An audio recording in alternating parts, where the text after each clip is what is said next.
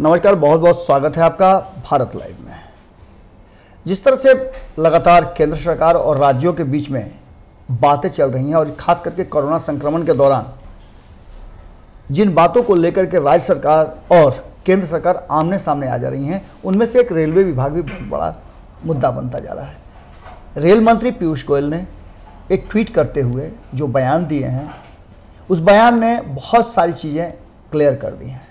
और क्लियर क्या किया है कि कितना अपने श्रमिकों से, अपने लोगों से, अपने राज्य के जनता से, सत्ता में बैठे दलों को या फिर उनके नेताओं को या कहें तो मुख्यमंत्री को कितना सरोकार है, कितना ज़्यादा उनकी चिंता कर रहे हैं, ये बातें स्पष्ट हो चुकी हैं।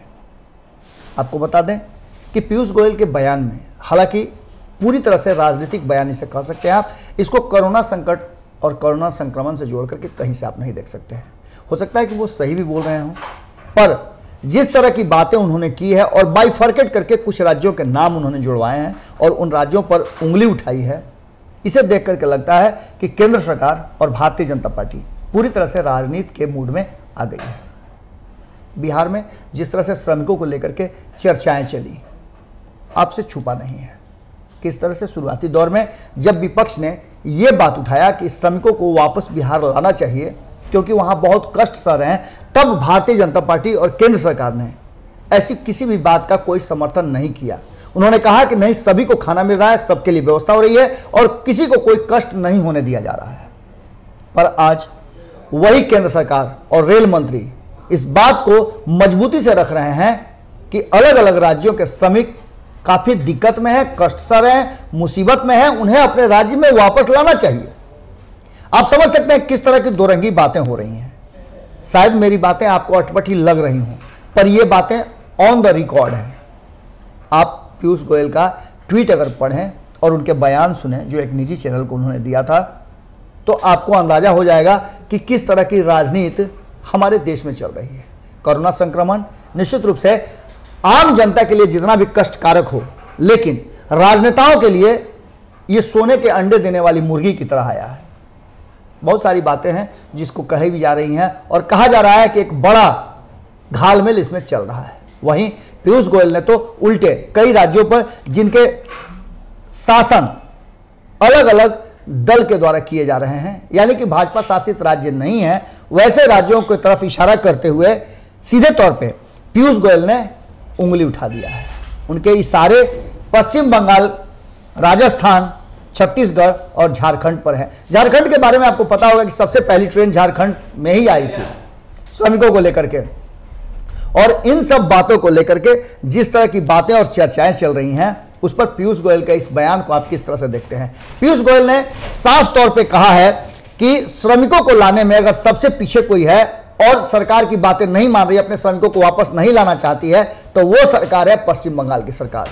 उन्होंने बताया कि पश्चिम बंगाल में अब तक एक ही ट्रेन आई है जिसे लेकर के वहां के श्रमिक काफी मुश्किल में है और उनका यह भी कहना है कि 50 लाख के आसपास बंगाल के श्रमिक हैं, बंगाली लोग हैं जो अलग अलग राज्यों में फंसे हुए हैं, पर सरकार उन्हें नहीं लेकर के आ रही है।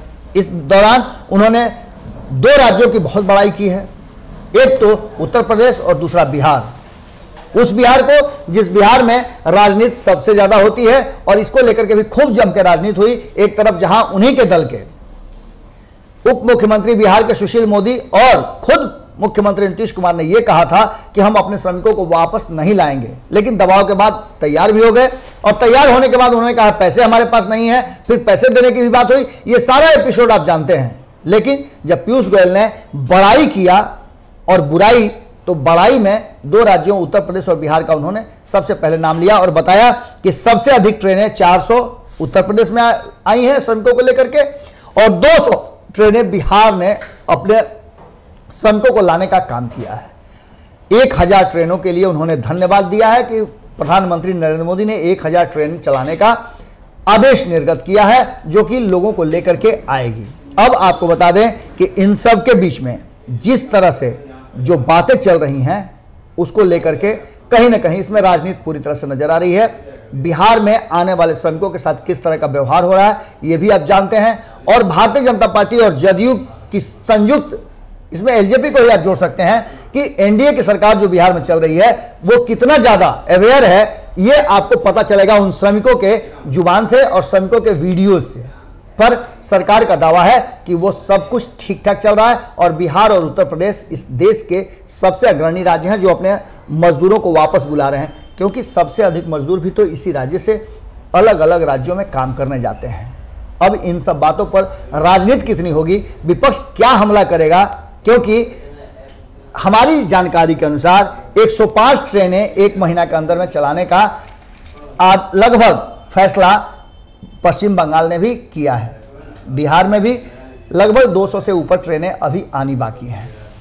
इससे श्रमिकों का आना जाना भी जारी है और श्रमिकों के लिए उसके बाद क्या करेगी सरकारें, उस पर भी बहुत कुछ हो रहा है। लेकिन उस केंद्र सरकार के लिए जिसके लिए सभी राज्य और देश के सभी नागरिक बराबर हैं, 133 करोड़ भारतीयों की बात करने वाले प्रधानमंत्री नरेंद्र मोदी, अगर उनके दल की तरफ से, उनकी सरकार की तरफ से यह कहा जाता है कि अलग अलग राज्यों में लोग कष्ट झेल रहे हैं, तो निश्चित रूप से यह भी चिंता का कारण जरूर है और केंद्र सरकार को इस विषय पर सोचना चाहिए। और ऐसे मंत्री जो कि यह बताते हो कि अलग अलग राज्यों के लोग अलग अलग राज्यों में कष्ट झेल रहे हैं, तो चिंता जरूर करनी चाहिए वैसे राज्यों को और वैसी सरकार को जो यह दावा करती है कि किसी को कहीं कोई कष्ट नहीं हो रहा है और वन नेशन वन राशन की व्यवस्था का ढिंढोरा पीटने वाली ये सरकार, सबका साथ सबका विकास की सरकार, किसी को कहीं भी जाने आने और काम करने की आज़ादी देने वाली सरकार, हमारे संविधान को ये कह करके कि हम उसका अक्षरशः पालन करते हैं, ऐसी सरकार के राज्य में अगर अलग अलग राज्यों में श्रमिक परेशान हैं, दुखी हैं, तो इस राज्य और इस देश का कल्याण ईश्वर के हाथों में है। फिर मिलते हैं किसी खबर के साथ। प्रणाम। बढ़ाएं अपना कदम सक्सेस की ओर शिखर करियर इंस्टीट्यूट के साथ। शिखर करियर इंस्टीट्यूट पूर्वी भारत में एकमात्र कोचिंग संस्थान जो एक्सक्लूसिवली है मेडिकल एंट्रेंस एग्जाम के लिए।